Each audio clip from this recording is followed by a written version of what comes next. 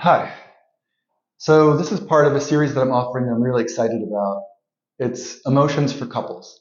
So emotions specifically for romantic relationships. And I want to say out of the gate that what I'm offering is one, a response to hearing over and over again from hundreds of couples in the work that I do and seeing in the work that I do coaching couples and individuals in their romantic relationships that emotions play a pivotal role in the quality of our relationships.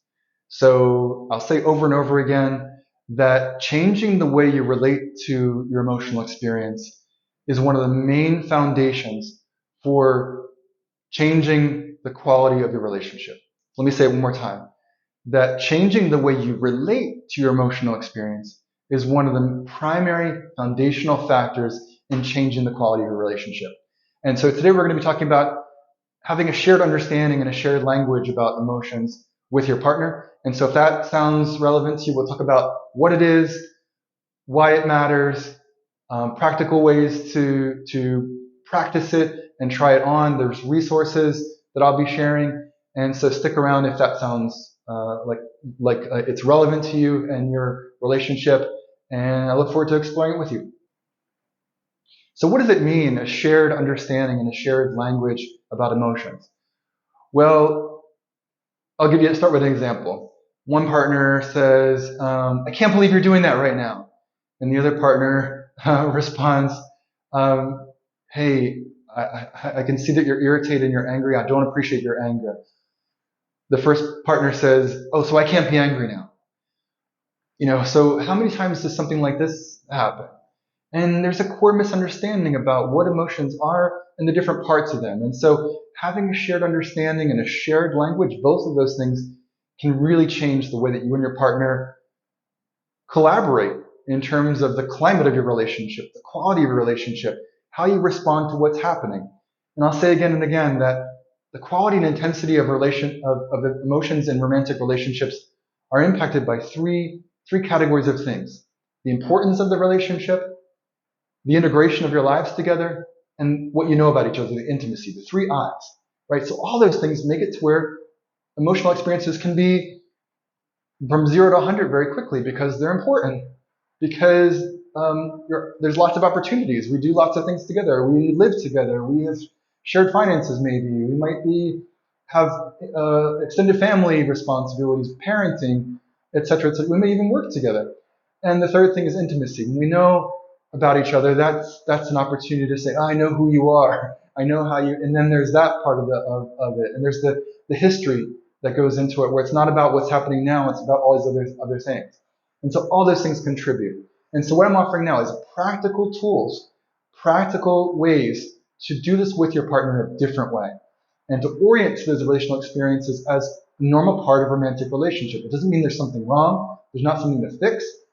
There's signals, there's a message, and by orienting to them as signals, can orient the two of you to what matters to us and what might you choose to do about it.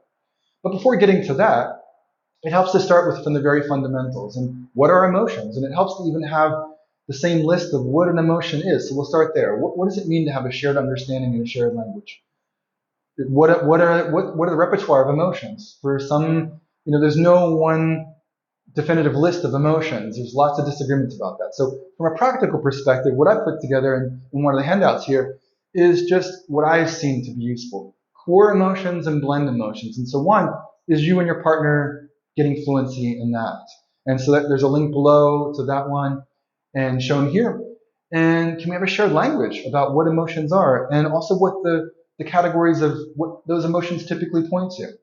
If that sounds relevant, we go into much more detail, and there's opportunities to practice in the emotions course for couples. And so that's one of the offerings that came out of this work too, is that in addition to coaching, couples also benefit from being with other couples and a structured sequence that they can learn and grow together beyond what can be done in individual coaching sessions. And that's where the emotions course for couples came from that I offer. And so one is about what emotions are and what the labels are for them. It's a big change from, I can't believe this is happening right now, to, hey, I'm really angry.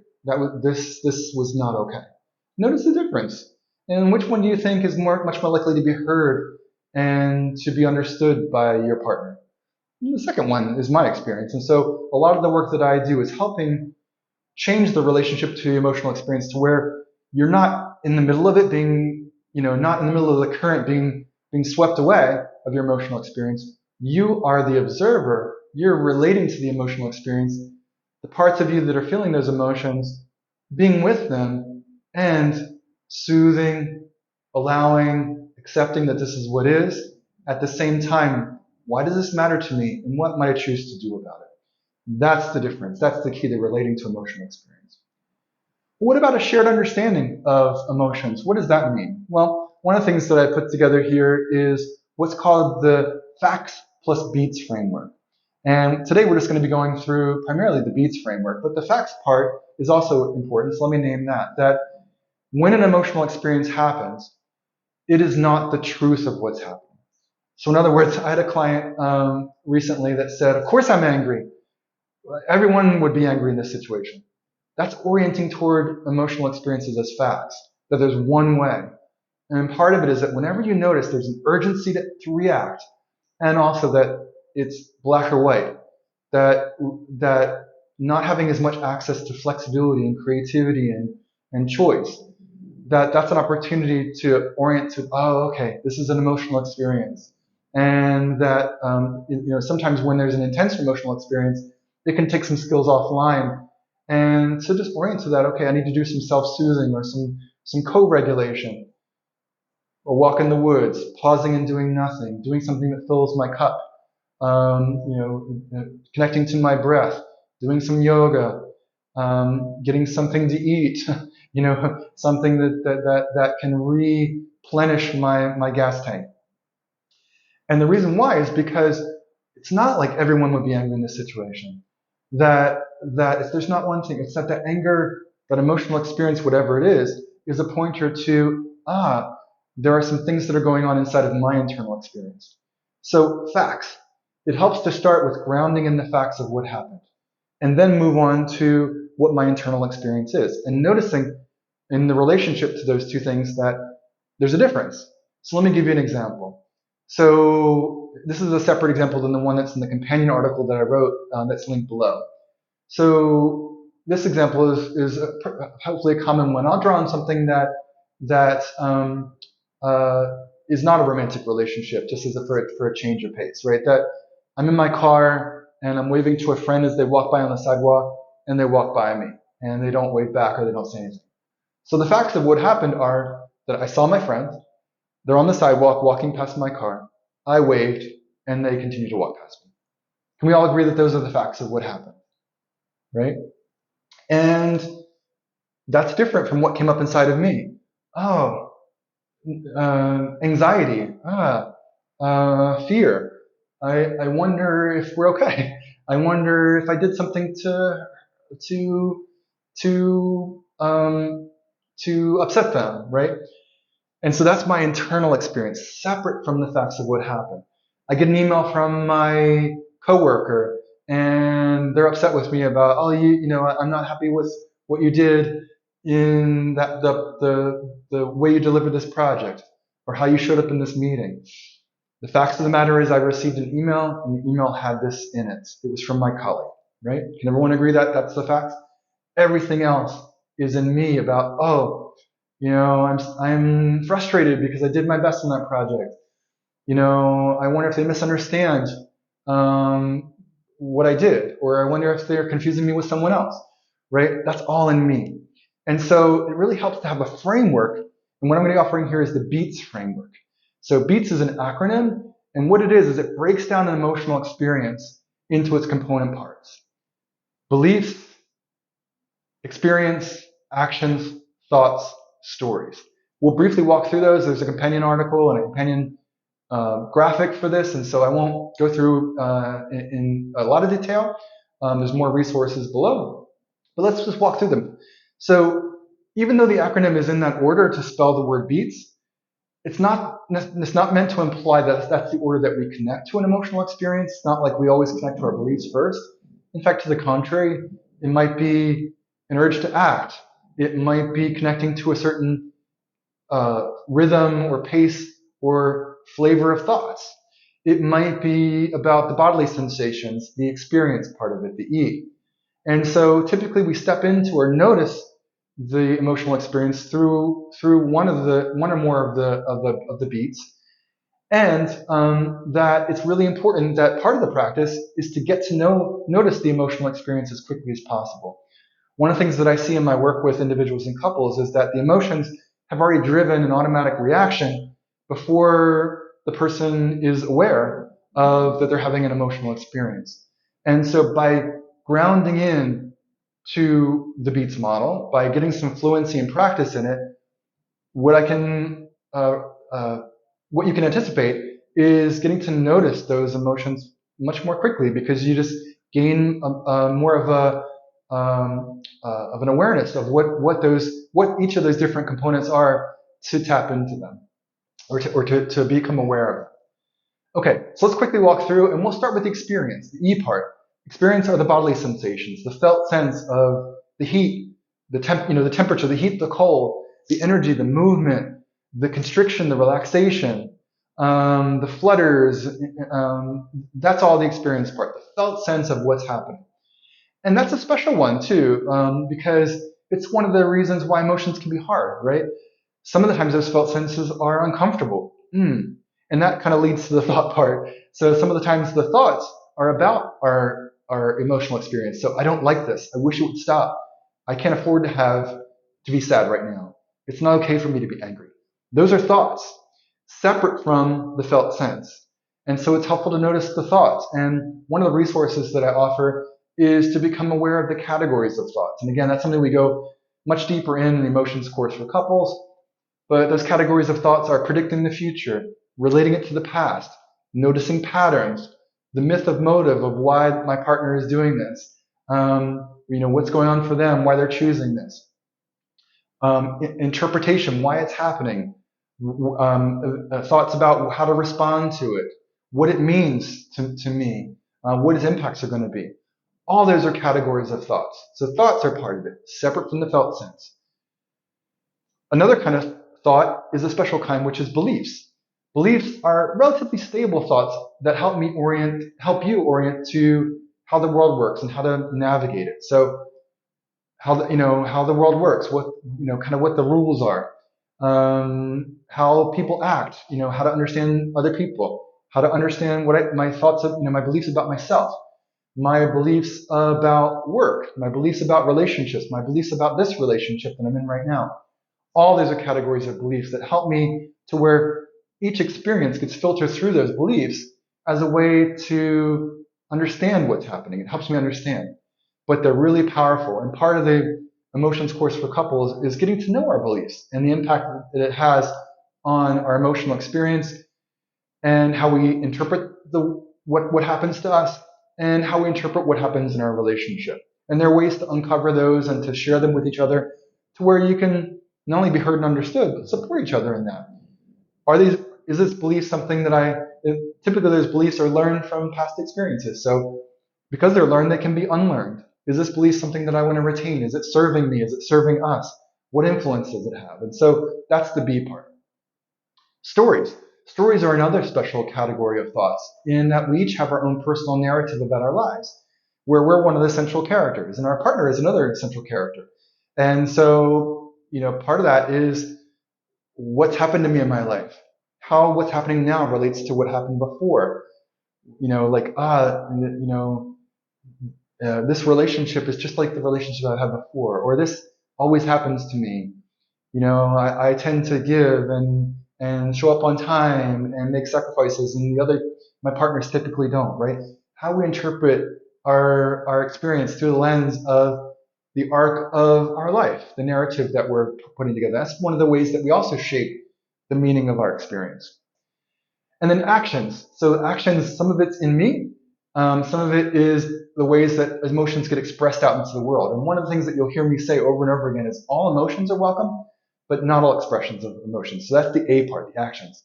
The part that's in me is the part that's noticing the urge to do something. Sometimes it can be an urge to move towards, an urge to react immediately. It can be an urge to get away. It can be the energy that I feel in the felt sense, the E. that might be, oh, this is preparing me to do something and take action, in my extremities to move. That's part of the A. And connecting it to the relationship between these things. We talked about how thoughts, and the experiences relate to each other. All these things are relate to each other, and also actions and experience, right? The getting ready to do something action. But part of it is noticing that, and then noticing, connecting to the T and the A, the thoughts and the actions, that considering options for how to act. That's in me. Should I reply to that email right now, or should I wait a couple hours and calm down? Should I take a walk around the block? How should I respond to this? When my partner gets home and they're late later than they said they're going to be from work, do I give them an earful right away, or do I allow them to settle down and settle themselves, and then do I invite them into a conversation? What might I choose to say and in what way? Those are the things that are in me about exploring options for how to act and choosing, right? And part of that too is noticing those automatic habitual reactions. Oh, when this happens, I tend to do this. And that's part of the emotions course for couples, of getting to know those triggers and typical automatic reactions, and also inviting more choice and pause between noticing and rather than reacting, responding. And then the action is also what I choose to do. And that's where my partner gets to become aware in my body language and what I choose to share, how I choose to share that, what I choose to act. Do I choose to get up and leave the room, and how do I do that? That's the A. And so why does this all matter? A couple things, and this is the third part of what a shared understanding in language is, the Beats framework for, well, what does that mean? And the third part is why it matters. One is that this helps me relate to the emotional experience and to see it not as this one thing, but as having these separate components. Not only that they're separate components, beliefs, experience, actions, thoughts, stories, but also that they relate to each other. What I choose to think, what I choose to give energy to in terms of my thoughts, can feed into the emotional experience. The more I think they're wrong, they're bad, I know why they did this and they weren't considering me, that can fuel ratcheting up of anger and intensity of anger. For example, there's a relationship between them. And the more I can see the relationship between thoughts and actions, right, that I can consider my actions. I can consider my options. I don't have to act immediately. The more I can see how my beliefs influence my thoughts, that when I say, oh, this is just like them, to not take into consideration or to be distractible, that I wanted to be heard and that they're not capable of doing it. Oh, I have beliefs about people and their ability to change and what it is to be a human being and what kinds of things can be, defects in, so all these things can be part of our belief structure. And we can change those things. We can unlearn, we can extinguish them with, we can learn and grow as a couple. Relationships can change. People can change. That when someone's doing something, they're doing it for a good reason, right? And trying those things on, which can color the emotional experience by shifting those beliefs. They are immutable. They can be unlearned. They can be replaced. And so this is a quick whirlwind tour of a shared understanding and a shared language for emotional experience. And the second part about it is that it can be soothing, right? That by relating to the emotional experience and having a framework for doing that, it can ratchet the intensity down too. And also by having a shared framework, hey, we know this is a thought, this is a belief, this is an action. So in other words, getting back to that earlier example, hey, I can't believe you did this. It's so inconsiderate. Knowing that actions is one part of the Beats model, that my partner can say, hey, how you're acting right now, the intensity is louder. The volume of how you're sharing with me is louder than what feels good to me, right? They can focus on the action and name it as the action. It's not about anger is not okay. It's about the action part of it. That, hey, can we dial in? Can I make a request about the action part? Can we talk about what feels good to both of us? I want to hear you're upset. And at the same time, can you share it with me in a way that I can take it in and I can be with you in it and that we can be responsive to it, right? And so by breaking it down, it changes how we talk about the emotional experience. Let me end there by saying that you and your partner, through a shared understanding of the Beats framework, can now say, hey, I'm upset and I'm having some thoughts about it. Hey, I'm upset and part of me is believing that this is what is part of me is holding a belief that it might be difficult to change our relationship in this way. Part of me is holding a belief that this means that things are going to be that this is going to be tough, or that's going to be tough to change. And naming it as that, as not the truth, not as what happened, but as something that's coming up in me, and naming it with what it is can be really helpful. You can hold it together. Notice the difference between that and this is what is. You looked at your phone because you don't care about me, or you looked at your phone because there's something wrong with you. Like you can't focus on me, right? So that now it's putting more emphasis and more credence in something that's just a product of my response to my interpretation of what's happening, not actually what's happening. And so that's wildly different. So being able to share those things as creations in me and with naming it as a part of the emotional experience is radically different to how you and your partner, again, I'll say it again, how you relate to the emotional experience is one of the main primary foundational ways of changing the quality of your relationship to make it better. A shared understanding and a shared language is part of that. Hope this has been helpful for you. It helps me if you can hit subscribe and like and to be notified. I want to get this out into the world. This is what I see as a major opportunity for improving romantic relationships, for couples having greater relationship satisfaction. And so you can help me by sharing this with your friends. This is something everyone can benefit from. I want to get the word out, and it's not necessarily something that comes up in the feeds, right? Because it might not be tied to something that is immediately part of the other things that you watch. But hopefully this is of interest to you. Hopefully you've taken away 1, 2, 3 practical things that you can try on. Lots of information resources that I've created to support that in the links below and on my website. And don't forget the emotions course for couples is a structured and sequenced way to do that. To do that through step by step by step, from what emotions are to the special role of fear and anger and what expressions feel good, self-regulation, co-regulation, how to support each other in learning and grow, in changing the music that the two of you are dancing in the climate of the dance of your romantic relationship. So I look forward to being with you again. Thanks for being with me today.